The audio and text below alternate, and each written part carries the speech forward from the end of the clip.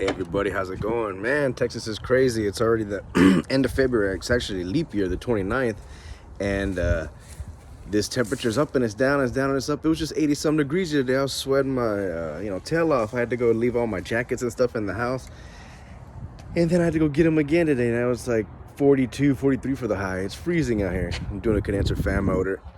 It's an ECM motor, so it ramps up and it ramps down and everything. Let me turn that camera around. It ramps up and it ramps down. It's got these connections, but I'm just gonna disconnect all this and just wire it straight. Before, it had power continuously down here. Let's see if I can show you where it is. Right here on the back, it's this blue and this red wire right here. This had power continuous down here. And then it waited for it to get 24-volt signal, and then that went into the motor, and the motor, I guess, has whatever it has internally and did what it did. It was always waiting for signal in the motor. So now right now when we turn it on, it'll kind of run, it'll kind of go and stop. So yeah, it's bad. But it was about 500 bucks for that motor, my cost. So went ahead and got them just a standard motor. I'll show it to you. Same RPMs, same horsepower, same everything. So it's gonna be good. We'll get it right now. Comes with its own little capacitor, and I'll show you if you want to use this one or the other one. I'm gonna use the other one because it's a newer one. If I had to buy that dual one, I guess I could have, but we'll just get them a regular one. So to start, open up your disconnect, shut it off, go ahead and disconnect the wiring. All I had was a plug, and since this was bad, I went ahead and just cut the plug off so I could get it through there a lot easier. Right up here, I just pulled the wires through there. See the little conduit? And then just take off all these little screws around it holding it and pull the electrical out, and it comes right out. Here it is. Now don't take those screws off yet when it's sitting in there, because it's just gonna fall down and hit the compressor and everything, so don't do that. Let's go take it to the truck, spray it, and try and get this blade off.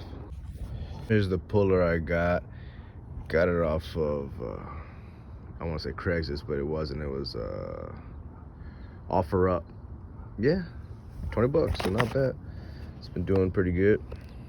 I'm using a real old, kind of squirrely one. It's kind of stripped, this and that. It's been kind of messed up. It's kind of rounded out. So yeah, finally got a new one. Like I said, not bad. After you remove the set screw that was in there that I showed you earlier, I'll show where it goes. You go ahead and you just tighten it all up, all these bolts around. You get the pin in there, lined up with the shaft, and then you just start turning and turning and turning with your wrench, and then it comes right off. Go ahead and loosen that all up and go put it on the new motor. Here's the old one. Like I said, this set screw was sitting right here, holding it all together. Went ahead and I measured from the bottom of this motor, or I measured the motor from the bottom up to where the little dot was, where the set screws into here. It leaves like a little indentation. Measured how far that was, so that I measured from the bottom here and put it the same thing, 8.5, because there's extra shafts. So now to go in there, that shaft's not going to touch that compressor, so we're good to go. Now you don't have to, but you should put it back to where it was, because if it's higher or lower, it's going to throw the air out a little bit differently. If it's too low, you might not be getting air out of the very top. If it's too high, you might not be getting out the very bottom. It's got to be where it was engineered to be. So on the bottom, went ahead and just ran the little screws through, tighten them up. Show that here in a minute. Now we're going to go and run electrical through there, mount it back, wire it up, see what happens. I'm not able to get these wires through. I got them about most of the way, and then I guess the curve right here, they're not wanting to come through, so I ran this thicker, heavier wire through. I'm gonna tape this to it and then pull it back through. Okay, got the wiring through, gonna untape it, and then we'll keep going from there. There she is, up and running. It's going fast, you can't really see it, but yep. Just feel the air coming out, you're good to go. And I remember the rotation was going like this. If not, you just reverse it.